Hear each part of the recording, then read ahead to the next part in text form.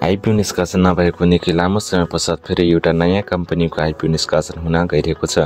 यदि तपाईँ पनि आइपिओको पर्खाइमा हुनुहुन्छ भने आजको भिडियो हजुरको लागि निकै उपयोगी हुन सक्छ। यस भिडियोमा आउन लागेको आइपिओको बारेमा विस्तृत रूपमा जानकारी गराउने प्रयास गर्नेछु। त्यसैले साथीहरू कृपया भिडियोलाई अन्तिमसम्म हेर्ने प्रयास गर्नुहोला। स्वागत छ तपाईले मेरो युट्युब च्यानल युनिक इन्भेस्ट नेपालमा। हस्ता साथीहरू अब लागौँ भिडियोतर्फ। साथीहरू अब आउन लागेको आइपिओ चाहिँ हाइड्रो पावर अन्तर्गत रहेको छ र यसको नाम चाहिँ विकास हाइड्रो पावर लिमिटेड रहेको छ। यस विकास हाइड्रो पावर कम्पनीलाई नेपाल धितोपत्र बोर्डले आइपिओ निष्कासनको लागि अनुमति प्रदान गरिसकेको छ। यस विकास हाइड्रो पावर लिमिटेडको केन्द्रीय कार्यालय काठमाडौँ महानगरपालिका 3 महाराजगञ्जमा रहेको छ।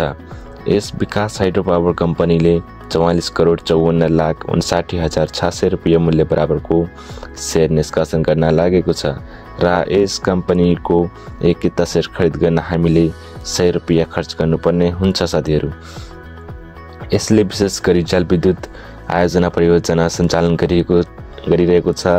यो कम्पनी चाहिँ विक्रम सम्भव 2073 माघ 26 गते यो कम्पनी दर्ता भएको थियो र आइपिओ निष्कासन गर्नका लागि 2078 साल माघ 14 गतेबाट प्राइभेटबाट पब्लिकमा रूपान्तरण भएको थियो। यसको बिक्री प्रबन्धकको रूपमा चाहिँ प्रभु क्यापिटल लिमिटेड रहेको छ। यस विकास हाइड्रो पावरले निष्कासन गर्न लागेको 44,54,59,600 कितामध्ये केही किता स्थानीय बासिन्दाका लागि छुट्याउने छ र 4 लाख किता जति फोरेन एम्प्लोयका लागि छुट्याउने छ। फोरेन एम्प्लोयका लागि 4 लाख किता छुट्याएको हुनाले लगभग 40,000 फोरेन एम्प्लोय साथीहरूले 10 किताका दरले सेयर हात पार्न सक्ने सम्भावना रहेको छ र सर्वसाधारणका लागि भन्नुपर्दा कम्तीमा 3 देखि 4 लाखसम्म लगानीकर्ताले 10 किताका दरले सेयर हात पार्नेछन्। यस विकास हाइड्रो पावरले वैशाख 15 गते नेपाल धितोपत्र बोर्डबाट आइपिओ निष्कासनको अनुमति पाएको थियो। अबको केही दिन पछाडि नै यस विकास हाइड्रो पावरको आइपिओ फोरेन एम्प्लोयका लागि र स्थानीय बासिन्दाका लागि खुल्ने सम्भावना रहेको छ र फोरेन एम्प्लोय र स्थानीय बासिन्दाको आइपिओ बाँडफाँड भइसकेपछि जेठ 15 गतेसम्म सर्वसाधारणका लागि खुल्न सक्ने उच्च सम्भावना रहेको छ।